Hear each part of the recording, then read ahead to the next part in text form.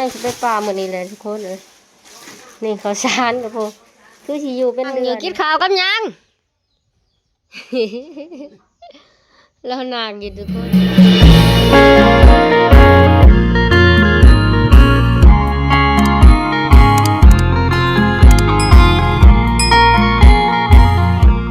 พี่น้องพอกับสระที่เก่ามือนี้ที่ค้นขั้วออกหน้าแล้วทุกคนนะ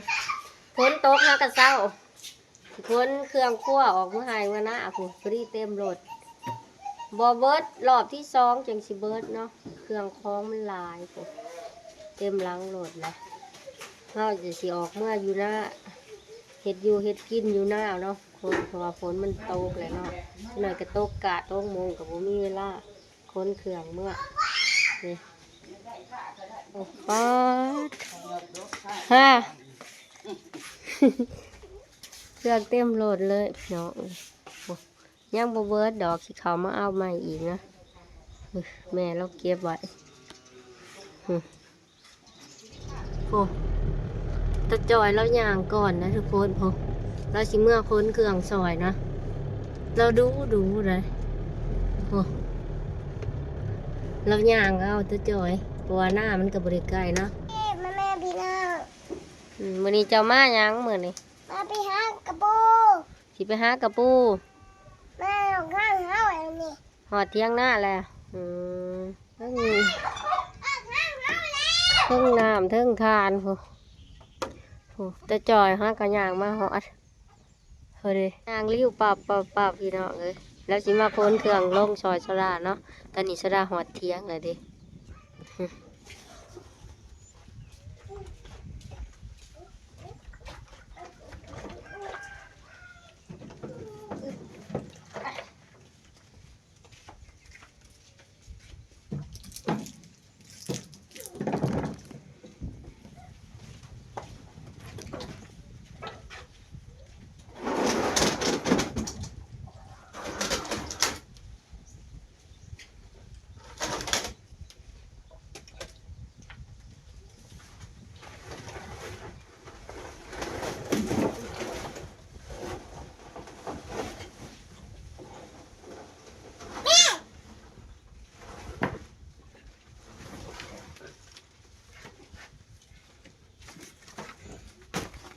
เราดูเลยผัว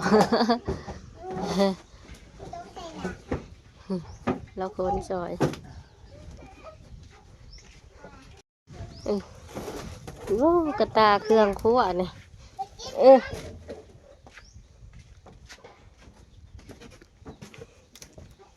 นี่ก็จะเอาไว้ใส่น้ำพ้นกินนะทุกคนนี่ที่ว่าแม่เราออกมาเนาะไปตรงน้ำกินน้ำใสเนาะนี่มันสบายกระพุ้ยนี่ก็ได้เคียงไว้พักสิหมูปลาเนาะตะจอยเนาะสิเมื่อเอาอีกเทื่อนึงเห็นเราถ่ายอยู่นะจะได้กับสิเมื่อคนเอาอีกรอบหนึ่งนะทุกคนเพราะว่ามันบ่เบิดเนาะให้ตะจอยถ่ายอยู่นะไปโอ้พี่ยังลายหมอถวยคอยนี่แหละสิคนเมื่อหน้านี่นี่เครื่องครัวเข่ากระทางเพื่อแม่บูเตรียมไว้เพราะหัวดให้คนเลยคนเมื่อเบิดนี่ฮะเอาบอกกระบาดเอาบอกกระบาดใส่ไปเดียวเอาไว้ให้ไผ่กินเอาเมื่อเล่นก็ได้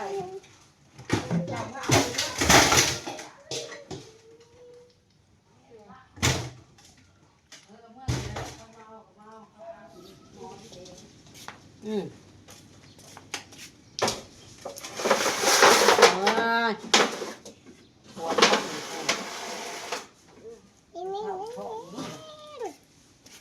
ัมพาละครัวกัวว้าว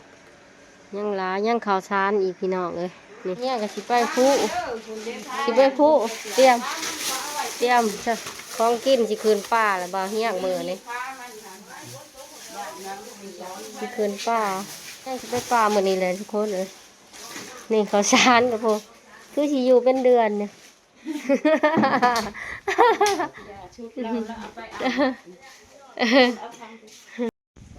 แล้วบัดนี้เต็มโลดแล้วก็สิออกเมื่อหน้าต่อเนาะ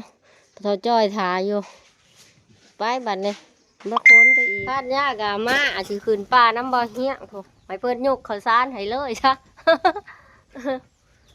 ไปอีลาค้นคืนนี่นี่พอเท่าจ้อยก็สิไปป่าอาย่าก็สิไปป่ามื้อนี้กับพานเฮี้ยงมาเขานี่ให้คนเครือกซอยเพุ่นมาพอดีบางเฮี้ยงก็สิคืนป่ามื้อนี้คนขั้วพานเฮี้ยงพานย่าคนขืนมาซอยสดาก็สิมาจัดขั้วนะจัดขั้วใหม่อยู่ที่อำนาจเพิ่นเลยเครื่องปรุงละพานเฮี้ยงกับพาเมียคืนป่ามื้อนี้นะคืนผู้สดาบ่ได้ไปเพราะว่าสดาติดตลาดไปแล้วเพ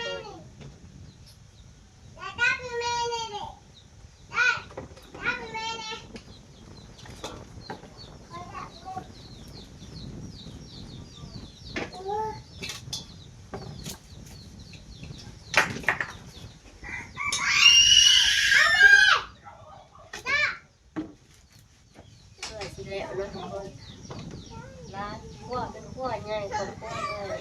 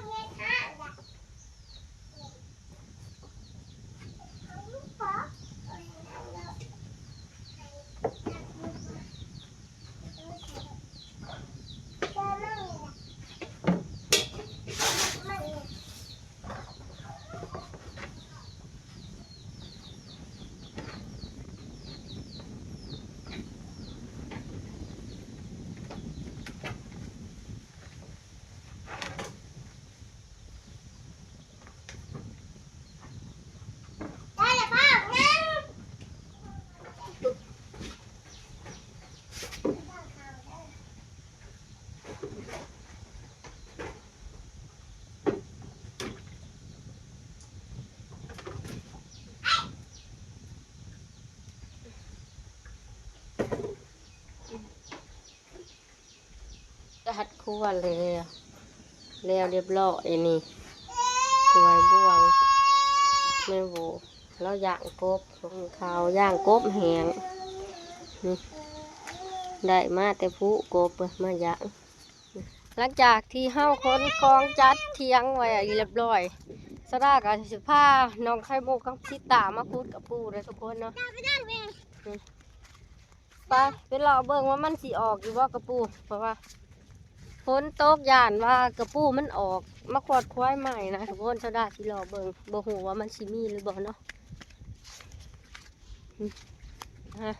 สบายดี จะไปรีบไปเลยพี่น้อง มาหาหยัง ไปหากระปู โอ้สิได้อีบ่เลยกระปู เฮ้ ได้บ่ ได้ ไปหาหูมัน ได้มา หูมันเลยเบิ่งแม่สิขุดเบิ่ง ขุดเบิ่งกระปูขอเบิ่งกระปูมา โอ้หูมันตันตัวนี้บ่ได้ซ้ำมันตันเอาหูใหม่เบิ่งลูก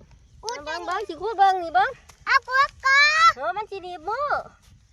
หันนี่ตัวน้อยตัวนี้เอาแม่ เอาแม่เอาแม่นะ ใช่เลย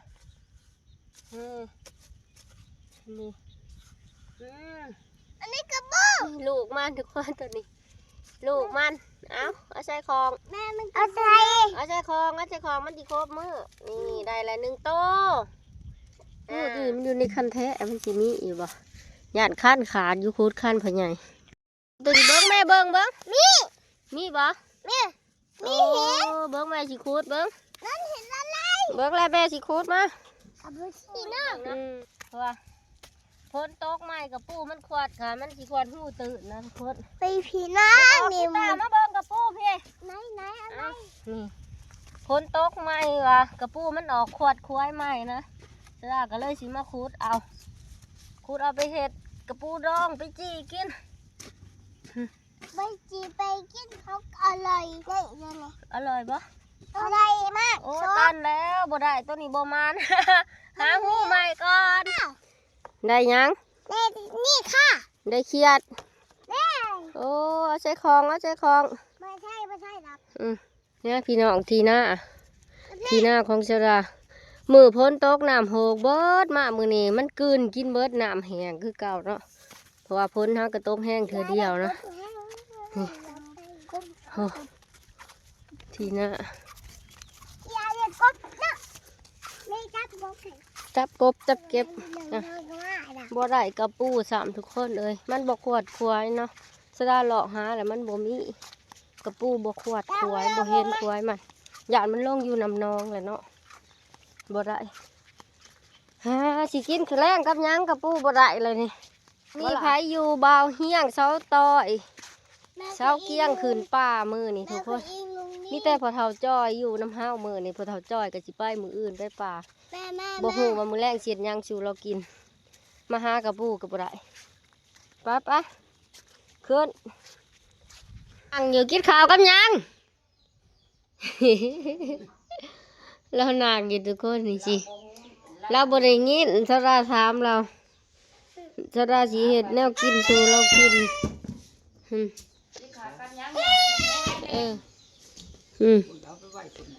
นี่ อย่าเห็ดพ่อใหญ่ลูกไปนี่สิแกงปลาชูเรากินโอ้เราอยากเขาว่าแต่เฮาหนึ่งข้าวหนึ่งน้ำเราก็ซอยเห็ดนะทุกคนแต่จอยเนาะเฮาบริอันนี้เราเห็ดซอยยังกะเด้โอ้เราขยัน นี่นี่เลยนี่แต่อาหารแรงกะสิแกงป้าสู่ปลาเทาจอยกินนะเราคือสิอยากเขาเลยนะทุกคน ไปหาฟูดกับปูกับบ่ได้มันบ่ขวดขวยพอโซดาป้อนข้าวลูกแม่แล้วแกงสู่กินเนาะแกงสู่ตาจอยกินที่เขาแรงน้ำกันพี่น้องกิน3 คนแล้วมื้อในเขานี้เบิดเนาะลูกไผ่ลูกชายขึ้นผู้เบิดเหลือแต่ปลาทอดจอยก็สลาเลยมื้อนี่กับแม่พอถ้าจ้อยก็อยากเขาแห้งแกงเขาคอยจะทำไม่สมมาอยู่ปุ่นป้าเนี่ยป้าเต้าตัวหนึ่งกับป้าเนี่ยป้าเตียง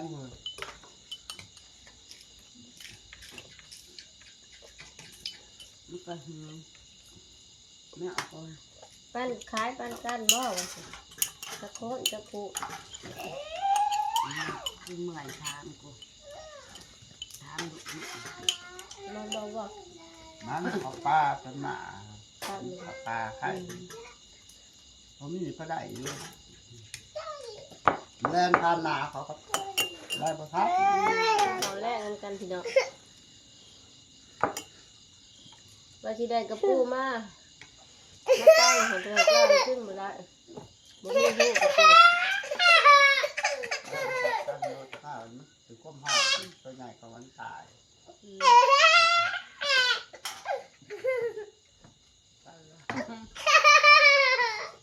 ย่างเอา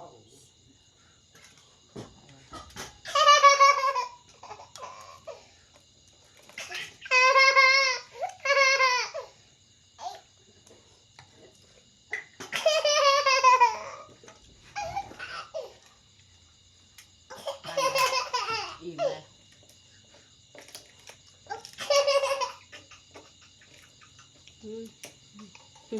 เบาเบา อะไรเนี่ยมุกเอาอะไรมาปูเป้าอันนี้มานี่เป้าเป้าจ้ะ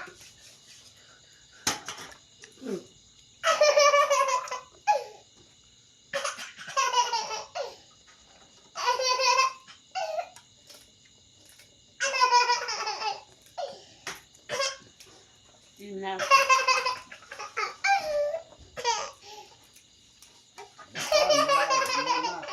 เอามามันได้ไม่เหมือนเนี่ยโตเขาเอากระสอบ เอาก่อนนะจับเป้า เผื่อบก้อนมันไม่ส่วนแล้วค่ะ ใครเนี่ยเขา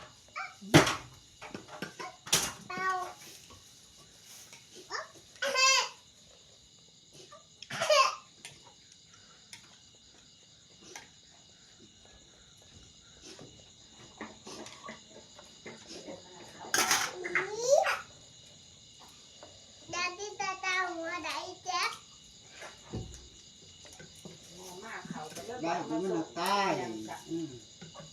ตายมันละ2 โต้ 3 โต้ น้ำเครื่อง บ่ใหญ่ดอกก็กินกันนะฮะย่างกันเน่ามันบ่เหี่ยมันนั่นก็อย่าหมดขึ้นเน่า พวกขี้ขลาดดำ ถุง